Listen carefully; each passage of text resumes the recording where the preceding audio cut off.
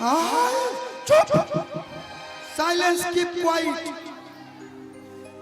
अगर इनके जैसी लड़की हो तो हमारे सुपौल के भाई बोलेंगे कि घुमावे खातिर गाड़ी पेट्रोल वाली चाहिए।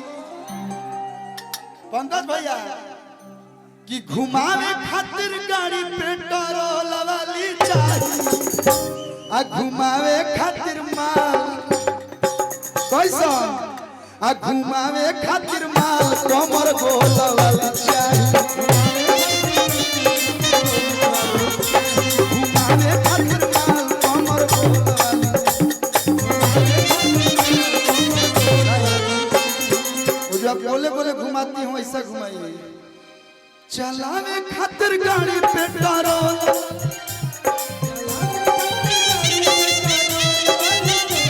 चलावे खातिर गाड़ी पेट्रोल वाली चाहिए, घुमावे खातिर सुपौल, घुमावे खातिर माल कमर गोल वाली, घुमावे खातिर माल कमर गोल वाली चाहिए।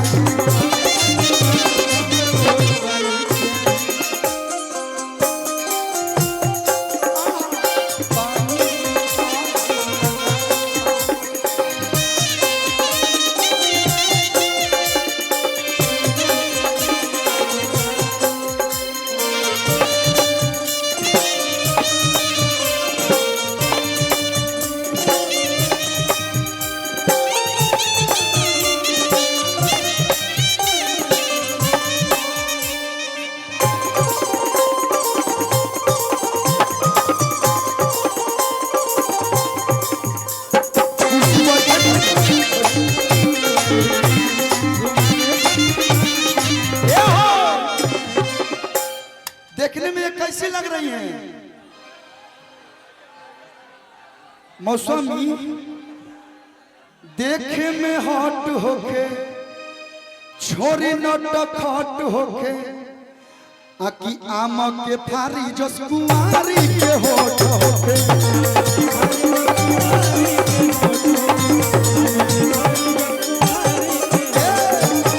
You are looking so hot. Yeah, bro. You are looking so hot and या जो भी। अरे की देखे में hot होके, छोरी नटक hot होके, आम के फारी जो कुंवारी के होठ होके। ए भाई, भले ज्यादा पढ़ल लिखल नहीं कि लेकिन उतना पढ़ल बानी। हम बानी टोल इस मोल वाली चाहिए। ठीक लगा तुझे ना हमारे साथ है? लेके चल चल का बक्सर। हम बानी टोल, अरे की समोल वाली चाहिए। ऐसी चाहिए जो हक करे तो सीधे दिल में आ जाए। बढ़िया से हक करिए। गुड। तन दहिया में दहिया सटावाना, ए हमके दूर भगावाना। भोजपुरी में ये बतिया हम बनी लामा, हम बनी टोलई समोल वाली चाहिए। ऐसा अगर मिल जाए तो कल घुमा दे बोलो कि ना तो लोग के। आरू जी, हाँ आपने इंग्लिश का यूज किया, हिंदी का यूज किया, भोजपुरी में बोलिए। कौन चीज? आपने बोला हक दीजिए, हाँ आप इसको भोजपुरी में बोलिए। हक कीजिए। गाल मैं तुम पे मुता हूँ, तुम मेरे पे मुती हो कि नहीं? अब यह कुछ बोलाओ भोजपुरी में ये न है। हिंदी में मैं तुम पे मरता हूँ, तुम मुझ पे मरती हो कि नहीं? हमने कहा हम तुम पे मुता हूँ, तुम मुझ पे मुती हो कि नहीं? तनी मनी मुत दे कि मैं बसाई तो याद पर कल चलियो जी बताओ कहे के बाद हम बानी टोल इस मोल वाली चाहिए। घुमावे खातिर माल कमर गोल वाली, घुमावे खातिर माल कमर गोल वाली चाहिए। एक लास्ट लाइन बोलेंगे कि हमारा रहते बोल रे पगली कवना बात के चिंता बा। मैं हमार भाई गावत रे सो कि हमारा रहते बोल रे पगली कवना बात के चिंता बा। तोरा के कौन हाथ लगा दी जबल बघावा जिंदाबाद।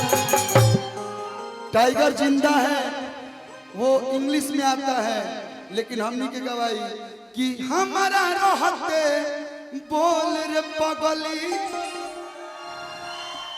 कवना बात के चिंता बा। तोरा के कौन हाथ लगा दी जबल बघावा।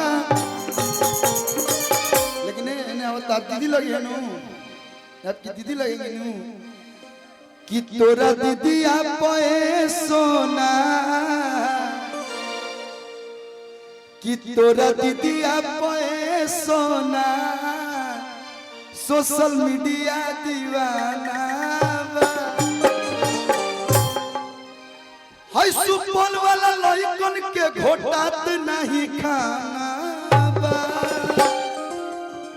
कि तहरा दीदी आप सोना, तहरा दीदी आप सोना। अरे हई सोशल मीडिया दीवाना बा। लेकिन कीर्ति जी आप यहाँ पे आई, गर्दा गर्दा मचा दी। रेबिका जी भी, आप लोग भी बहुत अच्छा डांस की। एक बार इन चारों लोग के लिए जोरदार ताली आप लोग बजाइए, बहुत मेहनत कर रही हैं। साथ ही हमारे सारे म्यूजिशियन भाई लोग के लिए भी, भैया लोग खातिर भी जोरदार ताली, और से जोरदार ताली हमारे साउंड वाला भैया खातिर बजा दो।